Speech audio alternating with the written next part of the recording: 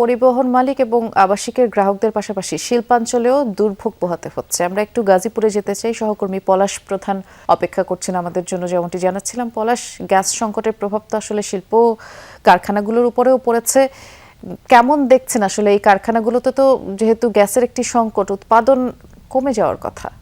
বৃষ্টি আসলে শিল্পাঞ্চল গাজীপুরে যারা গার্মেন্টস কর্তৃপক্ষ রয়েছে তাদের যে অভিযোগগুলো আসলে কোনটা বলে কোনটা শেষ করব সেটি মানে এই পরিস্থিতি আসলে বলা অনেকটাই কঠিন হয়ে গেছে, কারণ তাদের এত সমস্যা চলছে। বিভিন্ন বায়ারদের তাদের টার্গেট ফিল আপ করতে হিমশিম খেতে খাচ্ছে। অনেক কারখানা দেখছি আমরা তারা 12 ঘন্টা 14 ঘন্টা ছিল, এখন তারা রাত দিন 24 ঘন্টা খুলে রেখে আসলে সেই টার্গেট ফিল আপ করতে পারছে না। আমি একটু বিষয় দেখাতে চাই। এটি একটি বিশাল একটি এক্সট্রিম মেশিন। এখানে 100 থাকার কথা, সেখানে স্পিড রয়েছে মাত্র 23, যে কারণে আসলে পোশাক কলকারখানার যে মালিকরা রয়েছে তারা অনেকটাই যে বায়ার রয়েছে সেই বায়ারদের টার্গেট ফিল আপ করার জন্য পেট্রোল দিয়ে আসলে চালানোর চেষ্টা করছে, তেল দিয়ে, সেটিও আসলে তারা পোষাতে পারছে না। আমি যদি একটু বিস্তারিত দেখাই সেক্ষেত্রে বলবো যে এখানে বিশাল একটি ফ্যাক্টরি, সেখানে শতাধিক শ্রমিক ছিল। এই শ্রমিকটি কিন্তু আসলে সব ছাঁটা দিয়ে এখন মাত্র 10 জন শ্রমিক রয়েছে। 10 জন শ্রমিক এই পুরো ওয়াশিং ডাইংটি চালাচ্ছে।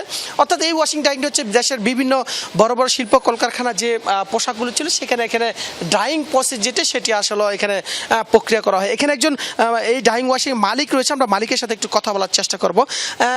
এই গত 1 মাস বা এর আগে কয়দিন যাবত কি অবস্থা চলছে আপনার কারখানা?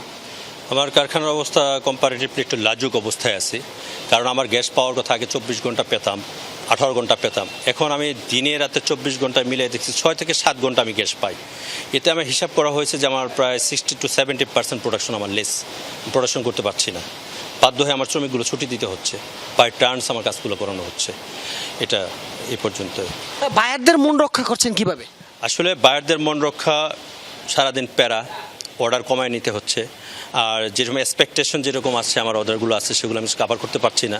যাদের সাথে আমার আগে থেকে পূর্ব সম্পর্কিত তাদের অর্ডারগুলো আমার করতে হচ্ছে এবং তাদেরকে যথাযথ চেষ্টা করতেছে তাদেরকে কাভার করার জন্য, যেন বায়ারটা সাস্টেইন থাকে আমাদের সাথে। এই পর্যন্ত আর কি আমার চলতেছে। আসলে বৃষ্টি, যে বিষয়টি বলছিলাম প্রথমে, যে এখানে যারা শিল্প প্রতিষ্ঠানের যে বিভিন্ন সংশ্লিষ্ট যারা রয়েছে তাদের বিভিন্ন অভিযোগ রয়েছে।